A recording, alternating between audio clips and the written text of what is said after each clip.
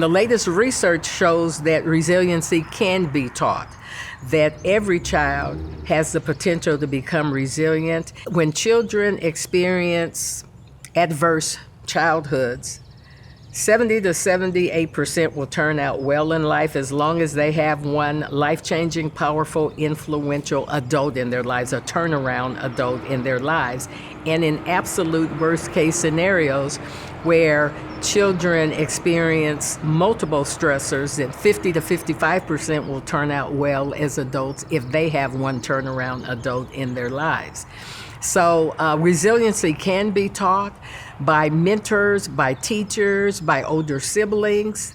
One of the messages that I try to share with every audience that I am blessed to talk to is that you can choose to be that life-changing, powerful, influential adult that so many children desperately need.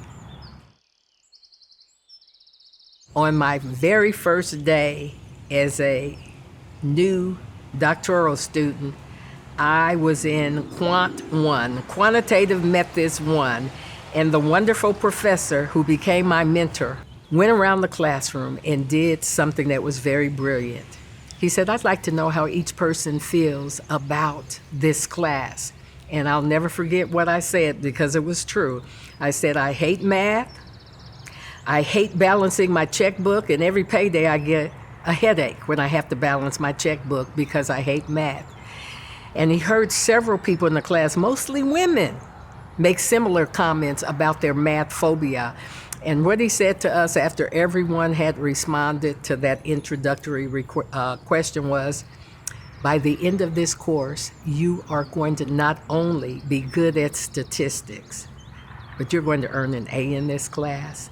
He found a way to lower that affective filter. He found a way to make us feel like we were capable no matter what bad math experiences we may have previously had. And he was such a phenomenal professor that I went on to take not one, not two, not three, but all four of his quantitative methods classes. And so he and Lourdes were such huge advocates, such wonderful supporters, not only during that time when I was a doctoral student, but when I came back later on as a faculty member.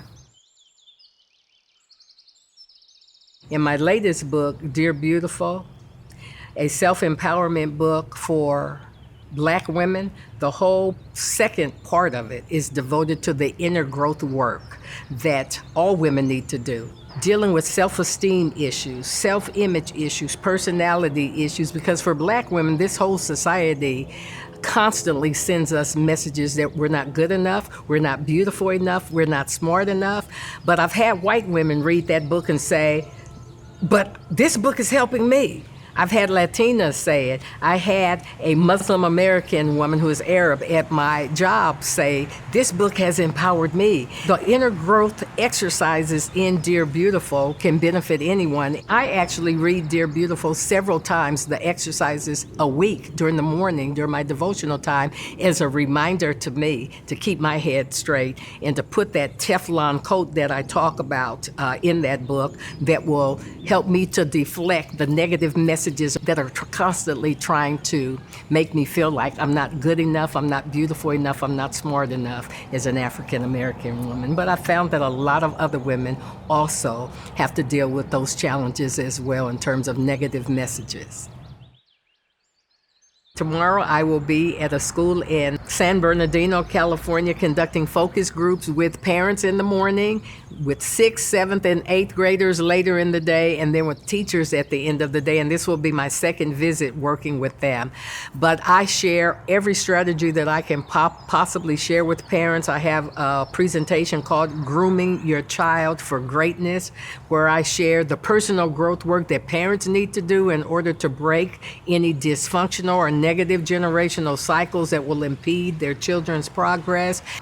In terms of the children that I get to work with, I love teaching them how to put that Teflon coat on themselves every day, starting with a morning selfie. You don't have a phone, you don't have a mirror because you're homeless, it doesn't matter. Use your hand and you say, "Good morning, beautiful.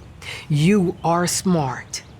You are capable. You can have a bright future, because so many of those little kids have already internalized negative messages that will increase their chances of being disengaged and underachievers if they don't start building themselves up. They can't wait for the turnaround teacher or the turnaround extended family member. I'm trying to teach them how to become turnaround people for themselves.